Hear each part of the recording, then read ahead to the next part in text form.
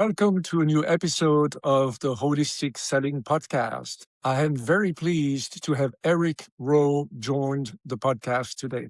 Erick is a recognized innovator and product leader with a track record of scaling B2B businesses, building successful customer-centric product organizations, revitalizing product portfolios, and driving digital transformation. He has helped many software organizations over the last 20 years execute strategies that fueled revenue, expanded margins, and accelerated profitable growth. His expertise spans retail, supply chain, fintech, commerce, manufacturing, and dealer management software. Today, Erick will share his thoughts with us on the evolving role of product management in enabling the success of B2B SaaS companies.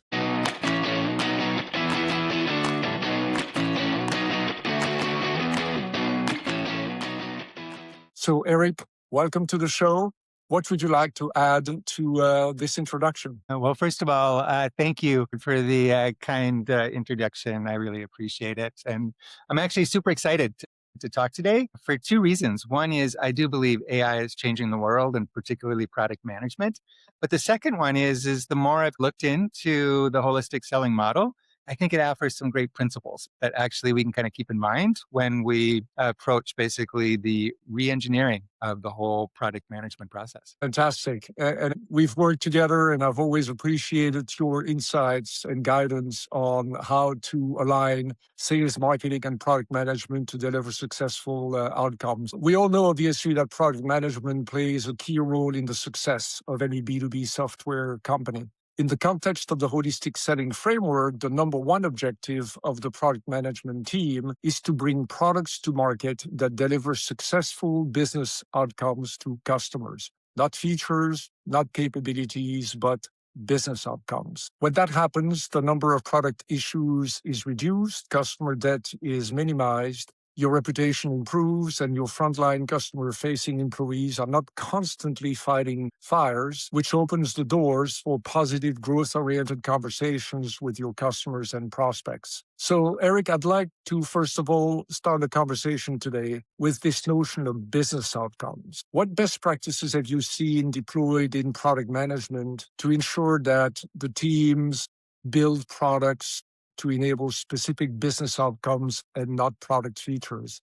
That's a great question because, quite frankly, the path of least resistance for product management is feature functions because you're always getting lots of noise and escalations, and even executives sometimes within the organization that have their pet peeves about the product that they'd like to see fixed. And the reality is you have to step above and beyond just feature functions, and you have to get into business results. And I like to take a two-pronged approach. One is I'm a big believer in culture and how you're organized. And Marty Kagan's a somewhat famous product management guru. And one of the things he talks about is as a product manager, you're the CEO of your product. And I really try to get that into the culture of the organization that I'm working at. And that doesn't make a difference if you have a small product or a big product, because as a product manager, you have to take the same approach that you call out in holistic selling.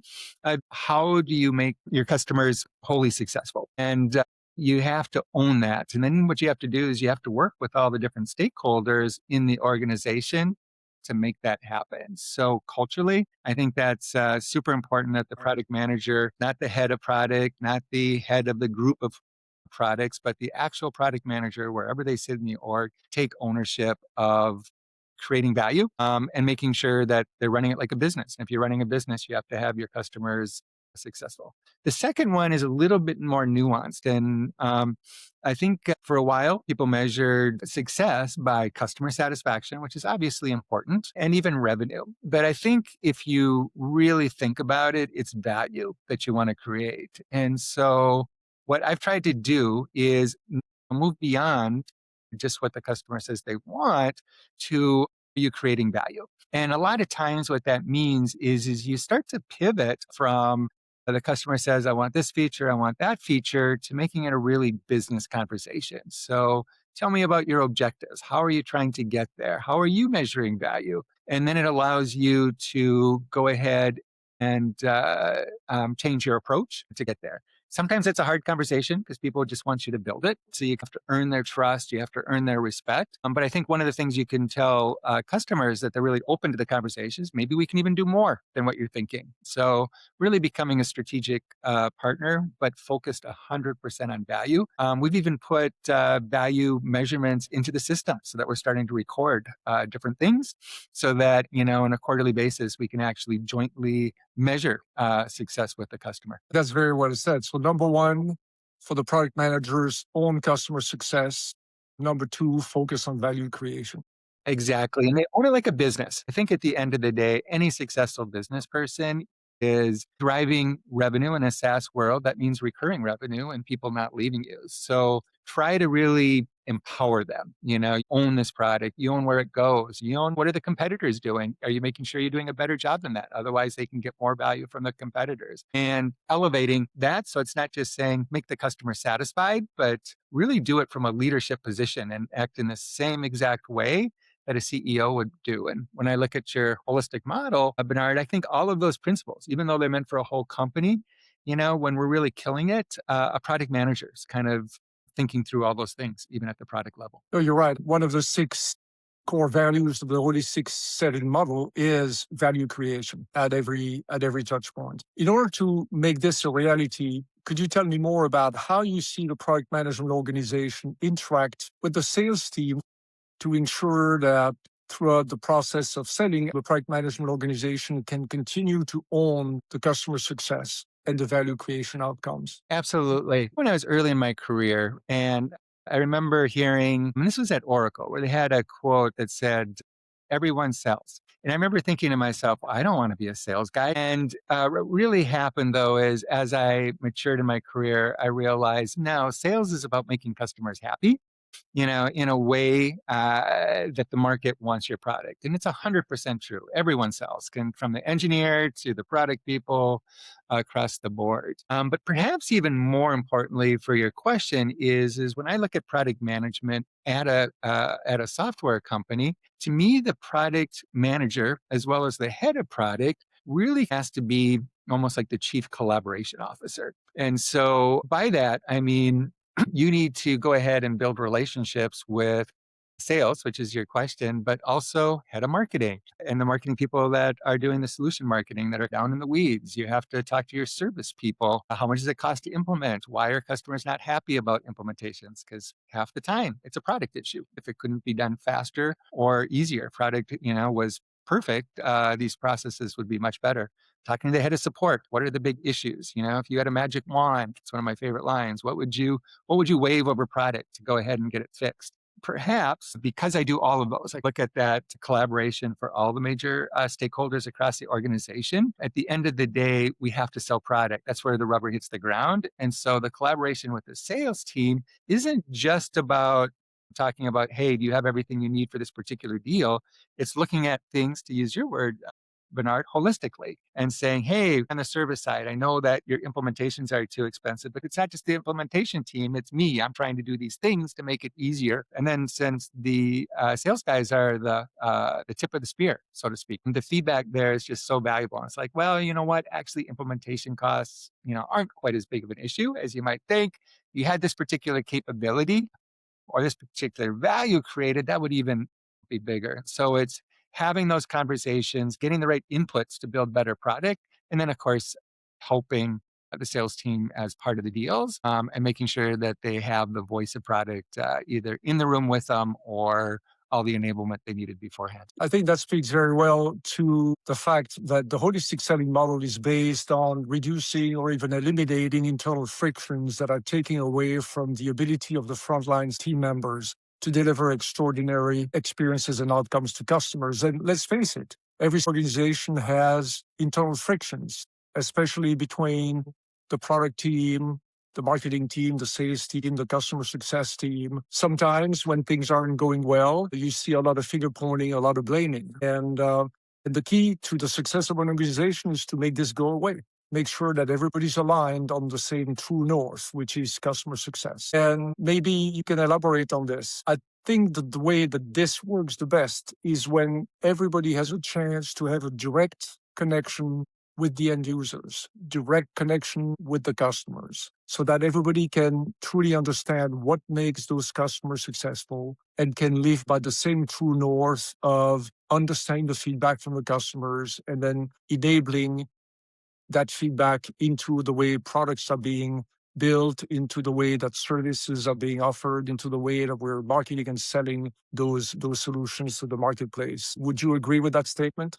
I couldn't agree more. I'm excited about the future because I think AI is going to really assist here at times. In the past, I've always tried to make sure that the team is out talking to customers and then I'm out talking to customers and you schedule trips, you get them on sales cycles, and you do all these things and it's great. You have to continue doing those things for sure. But what I'm really excited about is how the world is changing. So today, a modern software company, they're using tools like Gone, where they're actually recording all of their sales cycles. And so if product management is leveraging those recordings, think of all the information they now have. Every single, not just once, a quarter when you can get on a plane and go talk to a customer, but instead every single conversation that sales has with a customer, now that's recorded. Obviously, all aren't recorded, but the majority are, product management has a chance to go ahead and look at. And because of great searching tools, they can say, let's say my product is called XYZ. I can do a search on XYZ.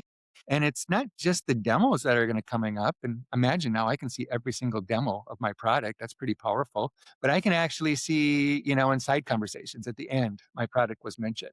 Maybe I do a search on competitors so I can see there are things that the customers are calling out, the competitors are doing that we're not. So the wealth of knowledge there on the sales side is massive. But if you think about it, it's also going to be other things that are going to be recorded over time because I think we're moving to a culture where that's more acceptable. So customer service conversations are being recorded. Now you can go ahead and you can query all of those. People are using chatbots so that those chatbots can be analyzed. More and more internal meetings can be looked at.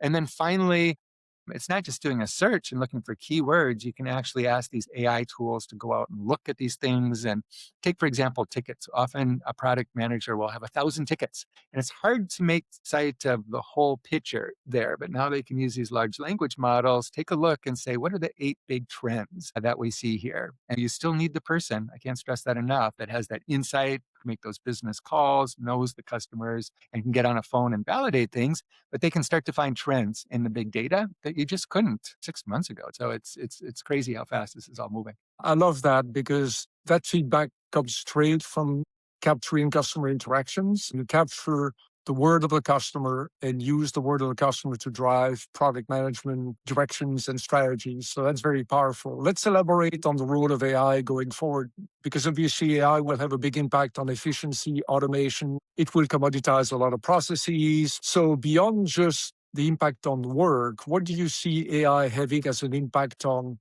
culture and brand adoption in the world of SaaS B2B? That's a great question. And there's no doubt people are still trying to figure it out. It's not from where we are today to where we're going to get to. It's not going to be a straight line. But a couple of things you just mentioned that I think are exciting. One is going back to your comment of everyone now in the organization can hear directly from the customer. So 1,000-person software company, everyone can hear directly, especially I think as data gets more and more democratized and these recordings, et cetera, are available. So that's pretty exciting from a culture perspective. The other one, I think, is that in this world of AI, we're going to be able to move faster. We're going to be able to build software faster than we could in the past. And that's already a fact. We're already seeing that. What's interesting, though, is that I think things like values and strategy are more important than ever. So to a certain extent in the past, sales comes and says, oh, we need all these capabilities, or the customer says we need all these capabilities. And often it was somewhat easy for product management to say, well, we don't have the resources. We can only do so much and our plate's already filled, but we'll put it on the backlog. In this new world, I don't know what the number is, but I think it's very possible. It's 10 times the capabilities that we have today to deliver things in the future. And so what that means is if you're building software 10 times faster and you're able to deliver it to the market 10 times faster, once that happens, what's important?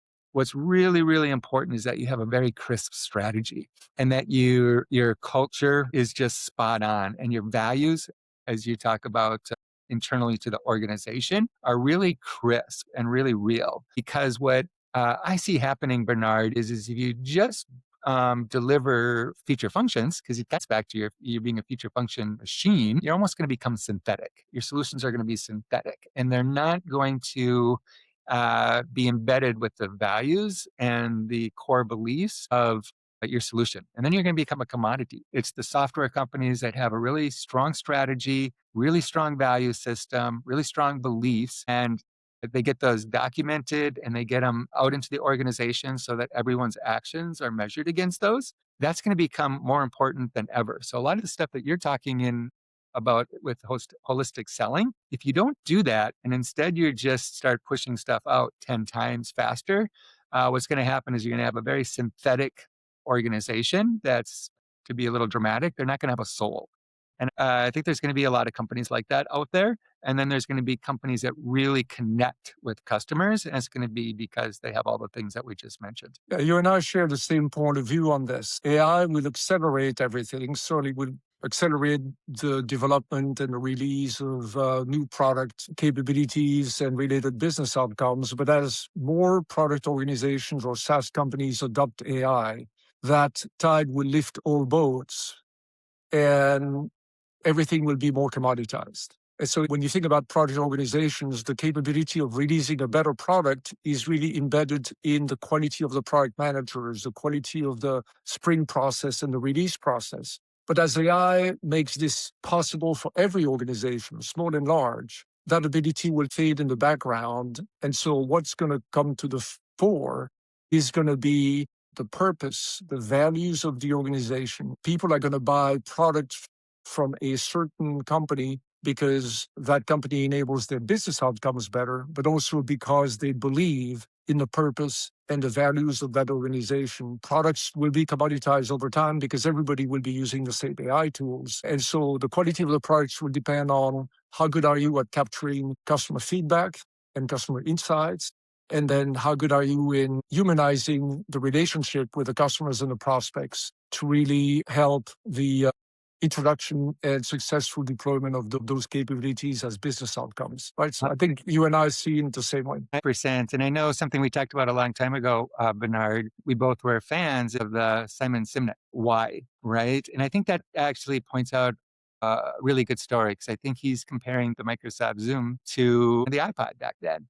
And you could add every single feature in the world to the Zoom, but the strategy, the connection with those customers, it just didn't have the same why behind it. And when I think of good strategy, a company's values, I think all these things are going to be more and more important. And you're just going to have a really crystal clear purpose for you existing. And if you can just have everything focused on that purpose, then I think these new capabilities you're going to run the table. If not, and you're just kind of producing feature functions, and even making, quote, customers happy because you're doing like a short order cook, you're doing what they're asking for, and you lose sight of that purpose, I just think you're going to become very, very synthetic. Almost like when you read text and it's created by AI. It kind of looks good, but as you dig down, it's just missing something special. And I think that's going to happen in software organizations also. Very well said. So in that context, what do you see as the role of the modern chief product officer going forward, and how will AI affect that role?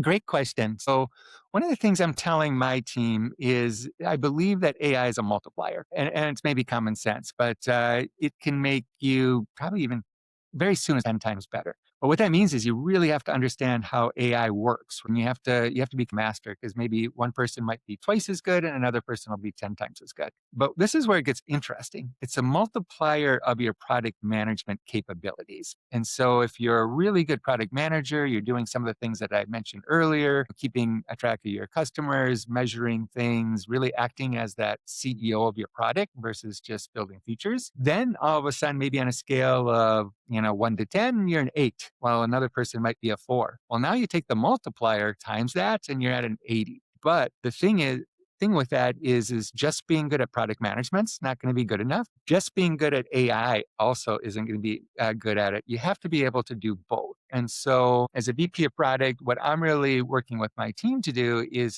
to make sure that they're all becoming world class in their product management profession, their tactics, the way they look at their business. They know where to use analytics. They know how to look at is the product profitable even. They know to look at the implementation costs. They need to look at all of these different things. And then what happens is that they know all of those, the AI tools make all of that faster. And in the future, 6 months, it's getting even faster today.